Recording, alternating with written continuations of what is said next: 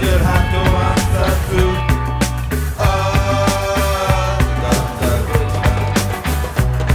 The money feels good, and your life you like it well. Ja sam Osip Ceferović, rođen sam 1986. godine u Mostaru.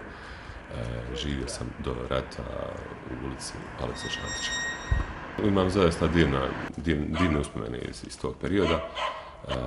Sjetim se svojih prijatelja, djece sa kojima sam odrastao, škole koje sam išao, 6. osnovna, dakle osnovna škola 14. februar. Sve moje uspomene, prijeratne uspomene su iz te ulice. Igrali smo se lopte, ali kao svi dječaci u gradu.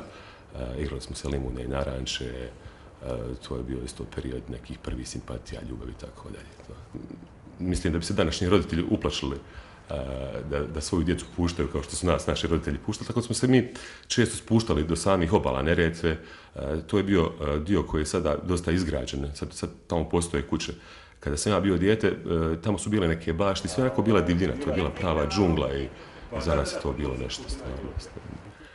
I sve se tu odvijalo nekako između moje kuće i 6. osnovne škole koja je u ovom dijelu Šantićeve, tako kompletan taj dio sa zgradama, i dio gdje se nalazi vrtić, tu se odigravao naš život.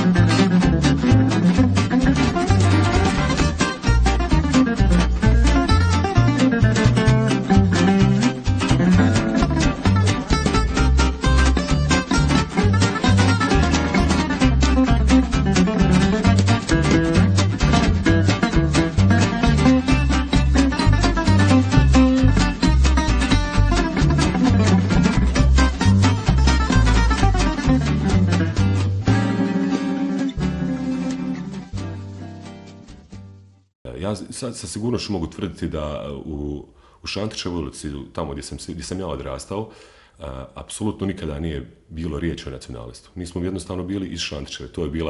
Bili smo Mostarci, i bili smo iz Šantićeve.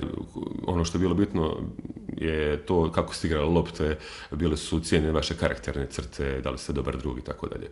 Ja se stvarno pitam, mislim da mi nismo imali nacije i takav svijet mi se svakako više sviđao nego valja nas. Kada je počeo rat, ja i moja porodica, u stvari u početku moja sestra, otišli smo u Francusku. Jednostavno, nestalo je moje djetinjstvo kao takvo. Ne zato što sam ja odrastao, djetinjstvo svakako prestane u jednom trenutku, nego zato što je materijalno, fizički nestao prostor u kojem sam živio. Tu je svakako bila i moja kuća, ali i moja škola i moja ulica, kompletan taj kvart u kojem sam živio, Šantićeva ulica. Ona je bila na prvoj liniji tu borbe, pošto je Mostaru stradao centar grada, tako da mislim da su sva djeca iz Šantićeve ulice otišla kud koji onako. Neki su ostali u gradu, neki su otišli izvan grada, neki su otišli u stranstvo. Ja sam bio među tim koji su otišli u stranstvo. Tako bili smo brutalno izvučeni iz našeg grada, tako da sam se osjećao u Francuskoj, bar u početku, kao neka biljka koja je iščupana iz korijena pa posađena u neko drugo podneblje sa drugom klimom.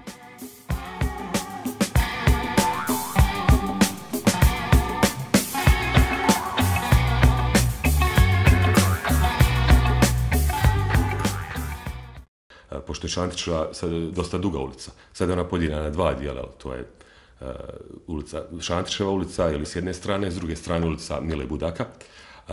U periodu kada sam ja bio dijete, to je sve bila Šantićeva, ulica Alekse Šantića, poznatog mostarskog pjesnika. Samim tim što imam ulicu u gradu koja je zvala ulica Mile Budaka, Mile Budak kao ministar obrazovanja i vjere, čini mi se, u Nezavisnoj državi Hrvatskoj, to mi se čini isto kao poruka današnjim ministrima obrazovanja na bilo kojem nivou i bilo koje nacionalnosti, sasvim svejedno, da se ugledaju na Milu Budaka.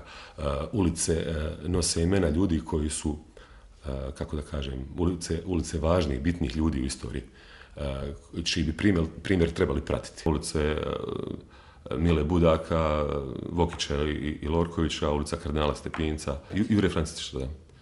Pa šta da vam kažem, Mile Budak ili Vokić i Lorković, na primjer, mislim da su oni bili ministri u vladi NDH. To bi isto bilo kao da jedan Njemac koji je antifašista živi u ulici Hermana Geringa ili Rudolfa Hessa. Pa zaključite sami šta mogu misliti o tome. Ovo jeste novo društvo. Osjećam se kao da sam došao u jedan drugi grad gdje žive drugi ljudi. I tako dosta se nelagodno osjećam. Pa Mostar poslije rata, u stvari, nekako mi se čini da je strategija koja se provodi u Mostaru od strane političara, jeli? To je rad na konfliktu niskog intenziteta. Tenzija je uvijek prisutna. A rezultat je to što se priča o drugom i drugačijem, što je samo po sebi suludo. Rezultat je to što su ta djeca zatupljena, zaglupljena, što smatraju da žive u svom dijelu grada, da je taj dio bolji od onog drugog dijela grada koji je neprijateljski. I ne znam, stvarno, to može samo voditi nekim daljim konfliktima, u stvari može pripremati teren za buduće konflikte. To je sasvim jasno. Mostar, nažalost, pripada danas spada u tu grupu nesretnih i tužnih gradova kao što su Belfast, Nikozija, kao što je Beirut. I svi ti podijeljeni gradovi, to su u stvari nesretni gradovi gdje svako malo se nešto desi i vrlo su rijetke pozitivne vijesti iz takvih gradova. Čitavu bivšu Jugoslaviju u odnosu na ostale zemlje iz istočne Europe, tako da skratim, zadesila su dva talasa promjena. Imali smo, dakle, nacionalizam, ali smo uz to imali i kapitalizam ovakav kakav je došao, jedan liberalni, ali kapitalizam koji onako ne vodi više računa o radniku, nego samo o profitu, o kapitalu. Tako da čini mi se da je spoj te dvije nesreće koje su nas zadesile je doveo do alienacije, do otuđenja ljudi. Ljudi su zatvoreni u sebe, stalno pričaju o novcu, pričaju samo o nekim, kako da kažem, potrošačko društvo je samo po sebi, čini mi se da ima tendenciju da osiromaši duh ljudi. Tako da su ljudi nekako zatvoreni i kao da živimo u društvu gdje se svak bori samo za sebe. To je onaj svijet svih protiv svih. Tako kada malo bolje analiziram, čini mi se da je svijet u kojem živimo takav.